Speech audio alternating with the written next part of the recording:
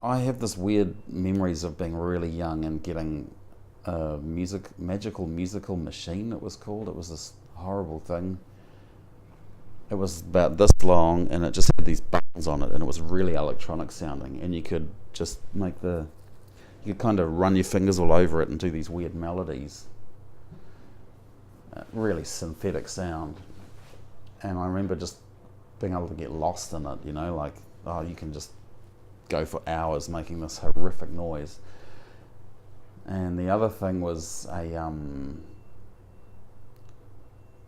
think the other thing was sitting at home on the piano and looking at the bookshelf and having all the spines of these books in National Geographic magazines and playing the book titles.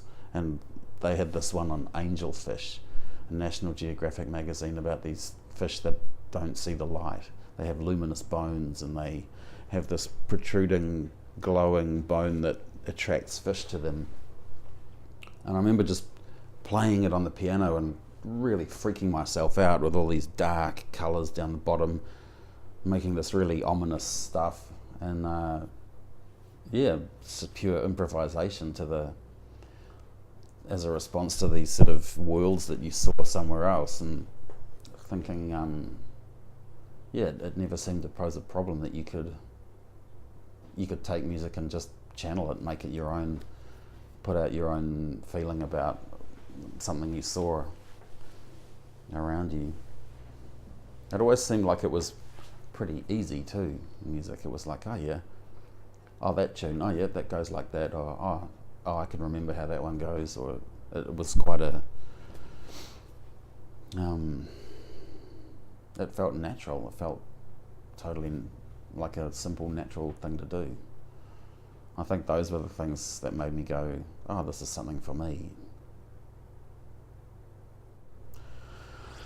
That would have been maybe 6 or 7, I think, when I was playing my magnum opus to the National Geographic spines, was probably an age around then. And I remember as well tone, like being really... I had this little guitar that was a steel string guitar. I don't know if it was meant to be a steel string guitar, but I just remember it had this really bright, clear sound.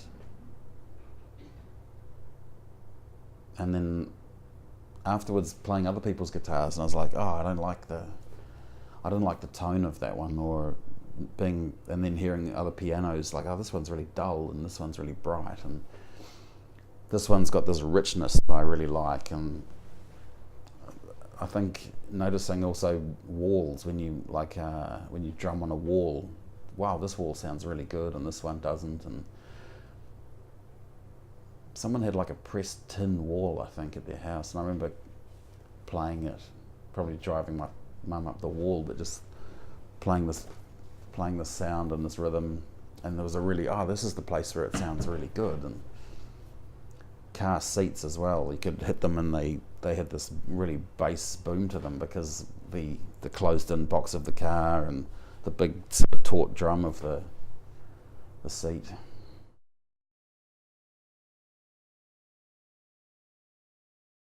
I remember learning Chariots of Fire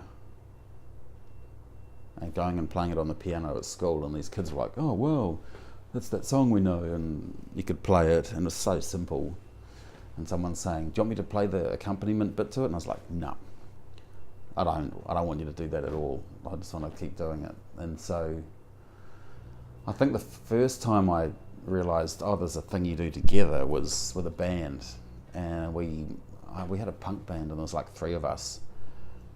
And I'd seen the documentary on punk music and thought, fuck, that's amazing. And so we started to try and do these songs, Dead Kennedys songs and Sex Pistols songs, Anti-Nowhere League, and we were getting it all ready for the school dance that we were going to have, trying to figure out how to get around the teachers to be able to play some of these songs. And then we were practicing, and it was like, no, it doesn't go like that, it goes like this. We're kind of doing that thing where you figure out how the song goes, and then we started to play it, and it just took off, and the drums were going, the guitar was going, it was all meshed in together into this sound. And almost too much. Like we almost had to stop playing because it was such a moment of power, of fuck, it's all come together. This is how it's done, you know. This is how bands play. And that was great. That was a real lights on epiphany of the alchemy of musicians and what happens when they come together and how the sum is greater than the parts. You know, that was a really great moment. So I guess I was probably 13 or 14 maybe when we did that.